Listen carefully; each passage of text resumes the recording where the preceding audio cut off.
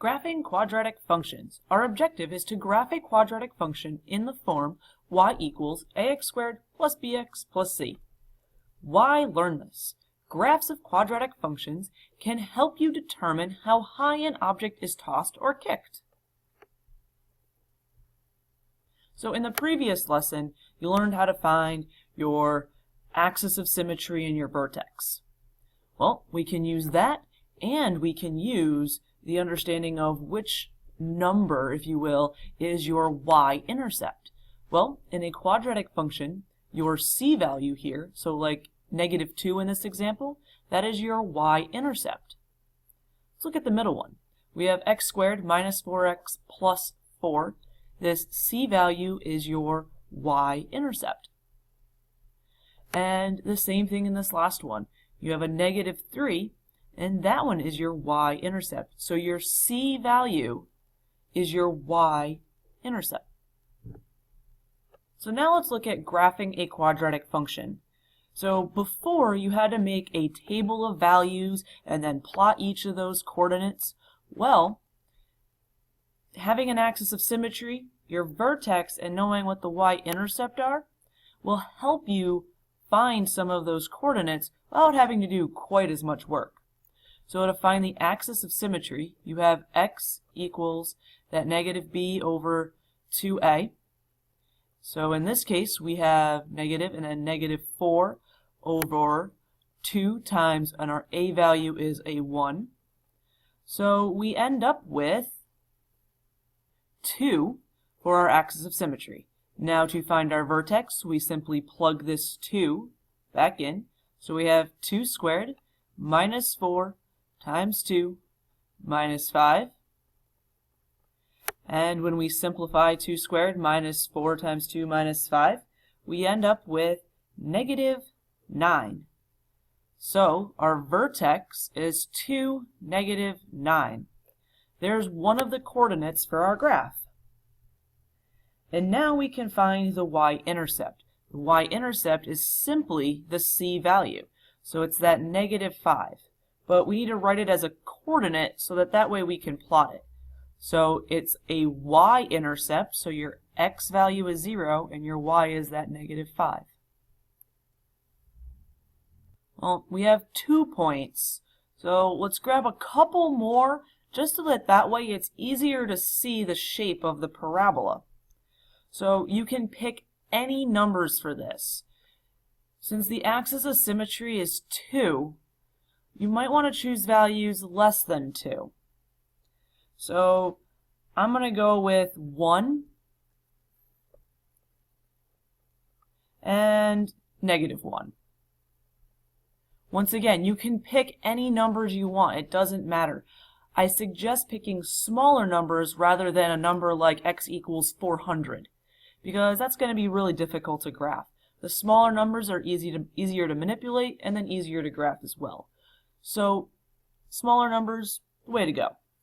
Well, we're essentially making a table of values with these two values. If you think about it, you have your x, your y, you have 1 and -1. You're simply plugging those back into your original function here and getting a value. So I'm going to erase this so we have a little bit of room to do our work.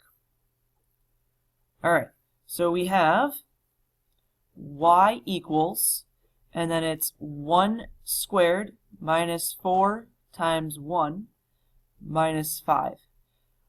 If you're wondering where this came from, once again, we're just taking our function from here. We're still working on the same problem. So it's this x squared minus 4x minus 5. All we're doing is substituting 1 in for our x value. And then we simplify. So when we simplify, we end up with -8. And now we're going to do the same thing with this -1. So we have y equals the quantity -1 squared minus 4 times -1 minus 5. Keep in mind when you're squaring the quantity of a negative number here, so we've got the quantity -1 squared, it's going to be positive because it's like saying -1 times -1. So we end up in this case with 0. So our coordinate for this one would have been 1, -8. And for this one, it's -1, 0. So now we're going to plot the axis of symmetry, the vertex, the y-intercept, and then the 2 points that we had.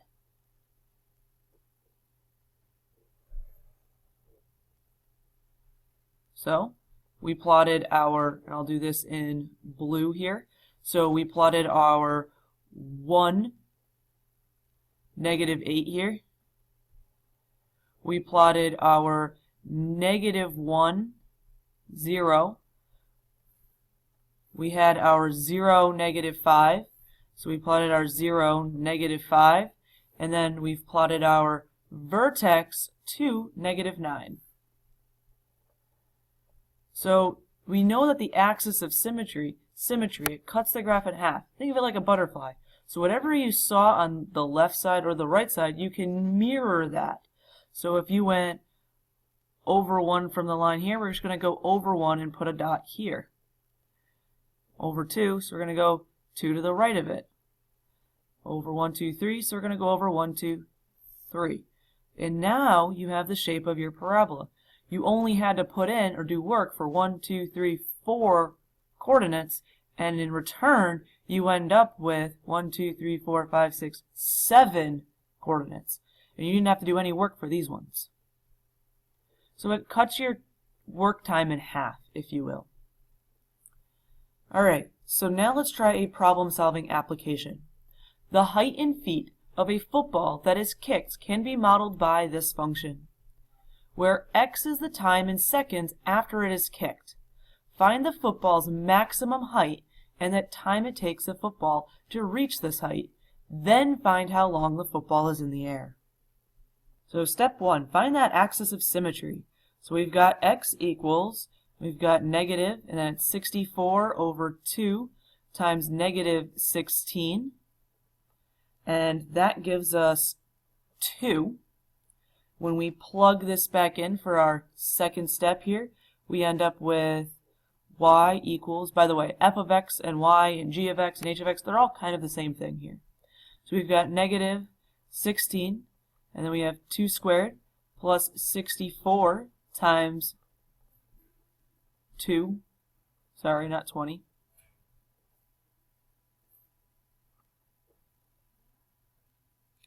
And when we simplify, we end up with 64. So the vertex is at 264.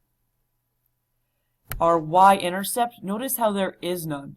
So that means your y-intercept is simply at 0, 0. Because there is no y-intercept. That means your y value is also 0.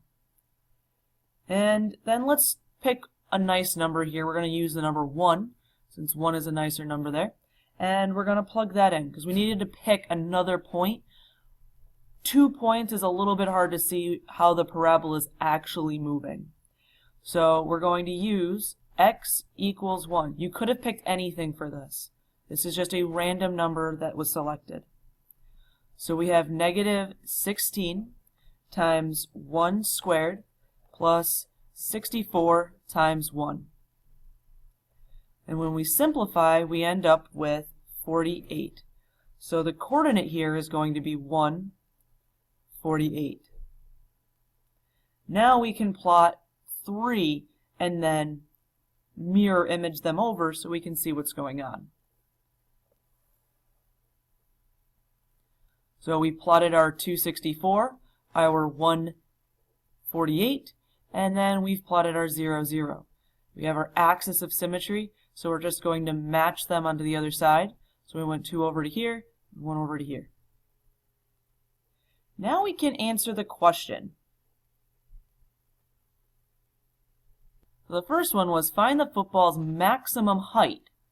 Well, the maximum height is going to be 64 feet. Okay, so we have the max height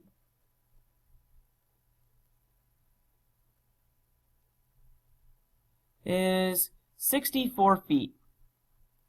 Now, how long did it take to reach that height? Well, 1, 2, so 2 seconds. So, and it took 2 seconds to reach that height. And then find how long the football was in the air in total. So if it took 2 seconds to reach its maximum height, and then 2 seconds to come back down, it's going to be a total of 4 seconds. And that concludes our video on graphing quadratic functions.